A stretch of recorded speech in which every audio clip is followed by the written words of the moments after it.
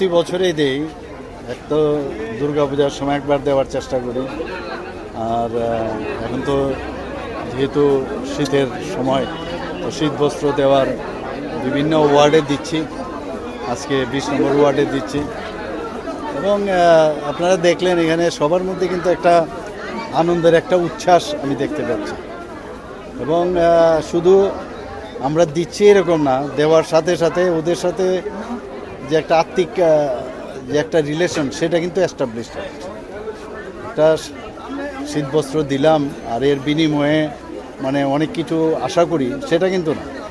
এটা একটা মানে দেওয়ার মাধ্যমে একটা ফিলিংস, একটা সেলফ স্যাটিসফ্যাকশন একটা আসে। পাশাপাশি ওনাদের তো স্যাটিসফ্যাকশন থাকতেও পারে, কিন্তু আমাদের স্যাটিসফ্যাকশন সবচেয়ে বেশি থাকে যে ইয়েস, আমরা কিছু আমাদের যারা মানুষেরা আছেন, আমাদের জনতা যারা আছেন, এখন তো এই এরিয়ার কথা বলছি, সব এরিয়াতেই বলছি, তাদের সাথে একটা সম্পর্ক, একটা গিফটের মতো, অনেকটা একটা গিফট দিলে যেমন একজনের খুশি হয়, একটা সম্পর্ক স্থাপনে অনেকটা এইরকম। আমি অত্যন্ত খুশি। সব জায়গায় আমি যাচ্ছি, আমার এরিয়া তো সব ওয়ার্ডেই দিচ্ছি। তা আজকে এখানে 20 নম্বর ওয়ার্ডে দিচ্ছি। মানুষ বসে আছে, এখানে বেশি কথা বলার মনে হয় স্থান নেই। এখন এই কাজটা যত তাড়াতাড়ি সম্ভব, সেটাই আরেকটা প্রোগ্রামে যেতে হবে, ওনারা দেবেন এখন। কাল কাল কাল আসাম के मुख्यमंत्री